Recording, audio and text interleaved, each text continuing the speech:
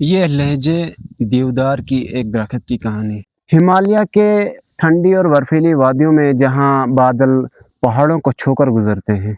इसका नाम संस्कृति के दो लफ्जों से जुड़ा है।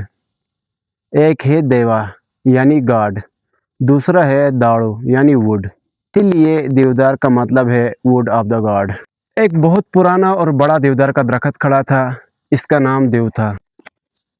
देव अपनी लंबी शाखों और गहरे हरे पत्तों के साथ इस जंगल का बादशाह लगता था। देव को अपनी ऊंचाई और अपनी लंबाई पे बहुत गुरूर था। जब भी तेज हवा चलती है तो वो अपनी जगह पे सीना तान के खड़ा रहता। तो कहता देखो, तो कहता कि मुझे कोई नहीं हिला सकता, मैं सबसे ताकतवर दरख्त हूँ इस जंगल का। देव के बिल्कुल नीचे एक छोटा सा जंगली फूलों सा पौधा उगा हुआ था। वो बहुत ही नाजुक था। जब भी तेज हवा चलती थी वो अपने आप को झुका लेता था और हवा का रुख बदलते ही वो सीधा खड़ा होता था। देव अक्सर इस छोटे से पौधे को मजाक उड़ाता था और उससे कहता था कि एक छोटा सा हवा का झोंका आता है और अपने आप को आप झुका लेते हो। मुझसे कुछ सीखो, मैं तो चट्टान की तरह खड़ा रहता हूँ।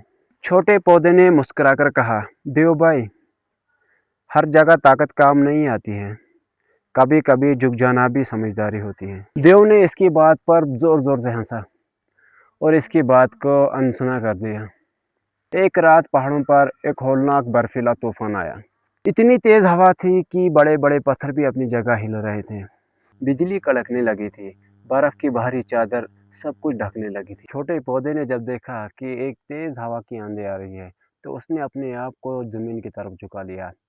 तो हवा उसके ऊपर से गुजर गई और उसको कोई नुकसान नहीं पहुंचाया।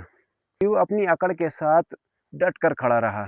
वो हवा का मुकाबला करता रहा, लेकिन हवा की ताकत इतनी तेज थी कि वो एक जोरदार आवाज के साथ बीच से टूटकर जमीन पर गिर गया। एक नया सवेरा। अगले दिन सुबह जब तूफान थामा और सूरज निकला तो एक छोटा सा नाजुक सा पौधा अपनी जगह पर सलामत था। इसके ऊपर बर्फ के दो बूंदें चमक रही थी। इसने जब देखा तो देव उसके सामने गिरा हुआ पड़ा था।